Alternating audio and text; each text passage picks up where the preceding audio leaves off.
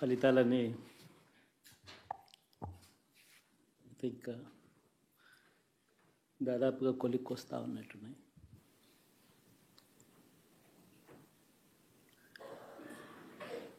చూసిన ఫలితాలు జరిగిన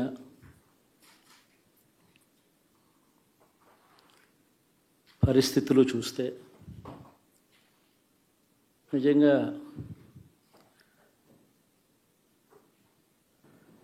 ఆశ్చర్యంగా కూడా ఉన్నాయి.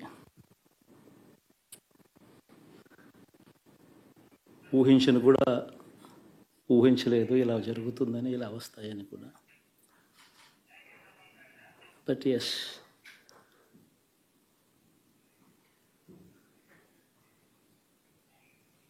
అమ్మఒడి అందుకున్న 53 లక్షల మంది తల్లులకు మంచి చేసినాం, పిల్లలు బాగుండాలి, వాళ్ళ చదువులు బాగుండాలని తాపత్రయపడుతూ అడుగులు వేశాం. మరి అక్క చెల్లెమ్మల ఓట్లు ఏమయ్యాయో తెలీదు. 66 లక్షల మంది అవ్వాతాతలకు, వితంతులకు, వికలాంగులకు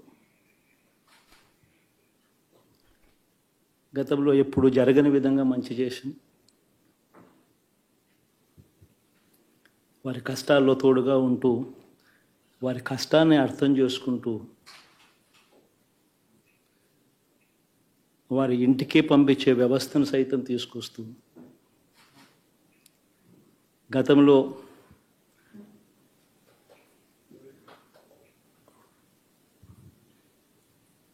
మా ప్రభుత్వం అధికారంలోకి రాకమునుపు ఇస్తూ ఉన్న చాలని పెన్షన్ నుంచి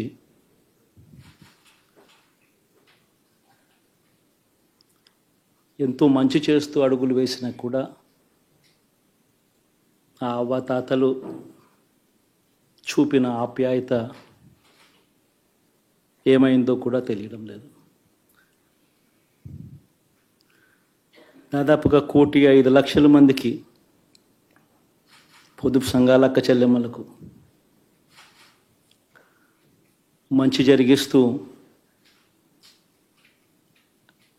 వారి కష్టాలనే మా కష్టాలుగా భావిస్తూ, ఇచ్చిన ఏ మాట తప్పకుండా అన్ని రకాలుగా వాళ్ళకు అండగా ఉంటూ, ఆసరాతో తోడుగా ఉన్నాం, సున్నా వడ్డీతో సైతం అండగా ఉన్నాం, చేయూత సైతం తోడుగా ఉంటూ నిలిచాం.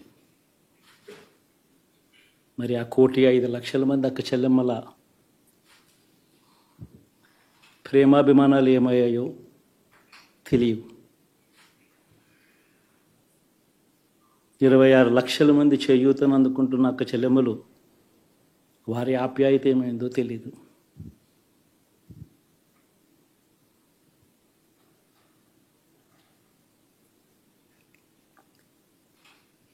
పిల్లల చదువుల కోసం ఏ తల్లి ఏ తండ్రి ఇబ్బంది పడకూడదు అని మొట్టమొదటిసారిగా పూర్తి ఫీజులు ఇస్తూ తీసుకొచ్చి అందగా నిలిచాం. చదువుల్లో ఎప్పుడూ చూడని మార్పులు తీసుకొచ్చాం. దాదాపుగా 12 లక్షల మందికి సంవత్సరానికి మంచి జరిగిస్తూ, ఆ పిల్లలు ఆ తల్లుల అభిమానం ఏమైందో కూడా తెలియదు.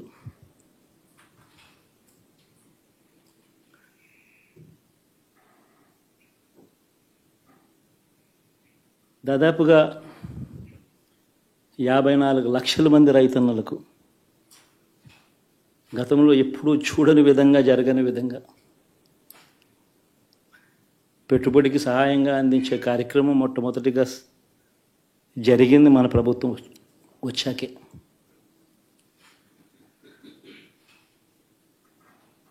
మరి అంతగా రైతన్నలకు తోడుగా ఉంటూ, రైతన్నలకు రైతు భరోసా ఇవ్వడం కానీ, సమయానికే వారికి ఇన్పుట్ సబ్సిడీ ఎప్పుడు జరగని విధంగా సీజన్ ముగిసేలోగానే ఇచ్చే కార్యక్రమం కానీ, ఉచిత ఇన్సూరెన్స్ కానీ, పగటిపూట 9 గంటలు ఇచ్చే కార్యక్రమం కానీ, ఉచిత విద్యుత్ ఇచ్చే కార్యక్రమం కానీ, మరి 1/2 కోటి మంది రైతన్నల ప్రేమ ఏమైందో తెలియదు.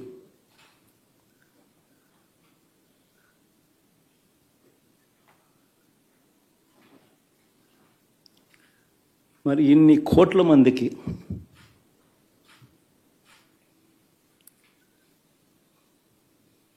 పేదవాడికి తోడుగా ఉంటూ ఆటో డ్రైవర్లు నడుపుకుంటా ఉన్న వాళ్ళు ఆటోలు తోలుకుంటూ టాక్సీలు తోలుకుంటూ ఇబ్బంది పడకూడదని వారికి అండగా ఉంటూ ఓ వాహనమిత్ర, నేతన్నలకు అండగా ఉంటూ ఓ నేతన్న నేస్తం, మత్స్యకారులకు తోడుగా ఉంటూ మత్స్యకార భరోసా, ఫుట్పాత్ మీద చిన్న చిన్న ఇడ్లీ షాపులు పెట్టుకొని నడుపుకుంటూ, చిన్న చిన్న బంకులు పెట్టుకొని నడుపుకుంటూ, చిన్న చిన్న వ్యాపారాలు చేసుకుంటా ఉన్న వీళ్లకు, నా అక్క చెల్లెమ్మలకు, నా అన్నదమ్మలకు మంచి జరగాలని ఆరాటపడుతూ వాళ్ళకు ఒక తోడు, నా రజకులకు, నా నాయి బ్రాహ్మణులకు, నా టైలర్లకు అని అండగా ఉంటూ వారికి ఒక చేదోడు. మరి ఇన్ని లక్షల మందికి ఇంత మంచి చేసి, ఇన్ని కోట్ల మందికి, లక్షలు కూడా కాదు, కోట్ల మందికి మంచి జరిగించి, ఎప్పుడు జరగని విధంగా మేనిఫెస్టో అంటే ఒక చెత్తబుట్టలో పడేసే డాక్యుమెంట్ కాదు. ఒక మేనిఫెస్టో అంటే ఒక బైబిల్ అని, ఒక ఖురాన్ అని, ఒక భగవద్గీత అని మొట్టమొదటి రోజు నుంచి కూడా భావిస్తూ ఏకంగా 99% వాగ్దానాలు అమలు చేసి, అంతే చిత్తశుద్ధితో ఆ మేనిఫెస్టోను కూడా అక్క చెల్లెమ్మల ఇంట్లోకి తీసుకొని వెళ్ళి చూపించి మీరే టిక్కు పెట్టండి అనే నిబద్ధత గల ప్రభుత్వంగా పనిచేసాం. ఇప్పుడు జరగని విధంగా పిల్లల చదువులు, పేదరికం పోవాలి అని అంటే పిల్లల చదువులకు క్వాలిటీ ఎడ్యుకేషన్ అవసరం అని మొట్టమొదటిసారిగా ఇంగ్లీష్ మీడియంను వ్యతిరేకిస్తున్న వాళ్ళందరూ పెత్తందారులతో యుద్ధం చేసి సైతం పిల్లలకి ఇంగ్లీష్ మీడియం తీసుకొని రావడమే కాకుండా టోఫుల్, ఐబీ లాంటి కళలు కూడా కలం. ఆ పేద పిల్లలకు అండగా నిలబడాలని, తోడుగా ఉండాలని, వారి చరిత్రలు మార్చాలని, ఎప్పుడు చూడని విధంగా గ్రామ స్థాయిలోనే సచివాలయ వ్యవస్థ, వాలంటీర్ల వ్యవస్థ తీసుకొచ్చి ప్రతి ఇంటికి సేవను అందించే కార్యక్రమం చేశాం. వివక్ష లేకుండా, కరప్షన్ లేకుండా దాదాపుగా 2,70,000 కోట్ల రూపాయల పైచిలకు ఇంటి వద్దకి అందించగలిగాం.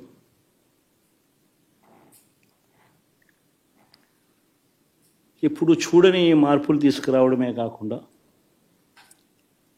ఒక చదువుల రంగం అయితేనేమి, ఒక విద్యారంగం, ఒక వ్యవసాయ రంగం అయితేనేమి, ఒక వైద్య రంగం అయితేనేమి, ఏ పేదవాడు ఎప్పుడూ ఇబ్బంది పడకూడదు అని ఎప్పుడు ఊహించని విధంగా మార్పులు తీసుకొస్తూ పేదవాడికి అండగా నిలబడగలిగాం. విమెన్ ఎంపవర్మెంట్ అంటే ఇది, మహిళా సాధికారత ఇది అంటే ఇది అని ప్రపంచానికి చాటి చెప్పగలిగాం. సోషల్ జస్టిస్ అంటే, సామాజిక న్యాయం అంటే ఇది అని ప్రపంచానికి చూపించగలిగాం. మరి ఇన్ని గొప్ప మార్పులు చేసిన తర్వాత, ఇన్ని కోట్ల మందికి మంచి జరిగిన తర్వాత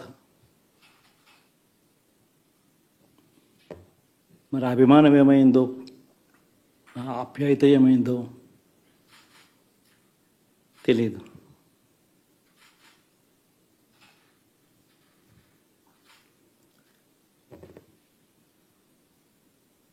ఎవరో మోసం చేశారు, ఎవరో అన్యాయం చేశారు అని చెప్పి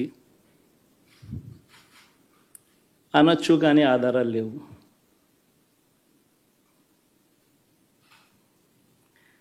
ఏం జరిగిందో దేవుడికి తెలుసు. పెద్ద నేనైతే చేయగలిగింది ఏమీ లేదు. ప్రజల తీర్పు తీసుకుంటాం, కానీ మంచి చేయడానికి మాత్రం ప్రజలకు తోడుగా ఖచ్చితంగా ఉంటాం. వాయిస్ ఆఫ్ ది వాయిస్లెస్ కింద ఈ పార్టీ తాను చేయాల్సిన పని తప్పకుండా చేస్తుంది. పేదవాడికి అండగా ఉండే కార్యక్రమంలో ఎప్పుడూ కూడా పేదవాడికి తోడుగా ఉంటూ గలం విప్పుతుంది, పేదవాడికి అండగా నిలుస్తుంది. పెద్ద పెద్ద వాళ్ళ కూటమి ఇది, ఢిల్లీలో సైతం శాసించే పరిస్థితుల్లో ఉన్న కూటమి ఇది. ఆ కూటమిలో ఉన్న బీజేపీకి, ఆ కూటమిలో ఉన్న చంద్రబాబు గారికి, ఆ కూటమిలో ఉన్న పవన్ కళ్యాణ్ గారికి, అందరికీ కూడా వాళ్ళ గొప్ప విజయానికి అభినందనలు.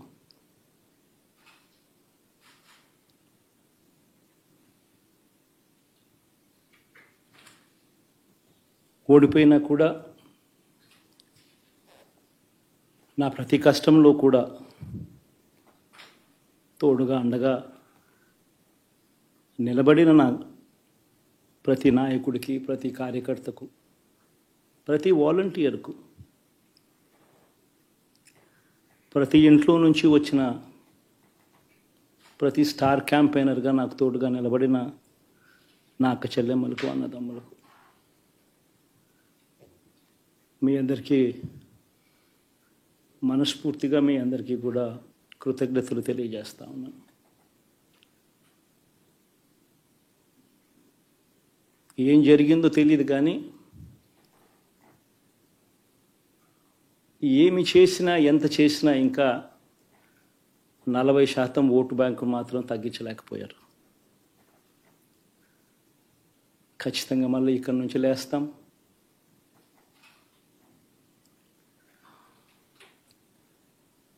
మళ్ళీ ఇక్కడి నుంచి గుండె ధైర్యంతో నిలబడి మళ్ళీ లేస్తాం. ప్రతిపక్షంలో ఉండడం కొత్త కాదు, పోరాటాలు చేయడం అంతకన్నా కొత్త కాదు. నా రాజకీయ జీవితం అంతా కూడా ప్రతిపక్షంలోనే గడిపా, ఈ 5 సంవత్సరాలు తప్ప. పోరాటాలే చేశా, రాజకీయ జీవితంలో ఎవడు చూడని కష్టాలు కూడా అనుభవించా.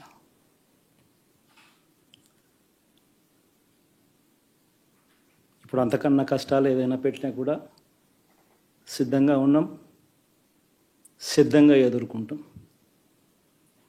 ఆల్ ది వెరీ బెస్ట్ గవర్నమెంట్లోకి వచ్చిన వాళ్ళకు. Thank you.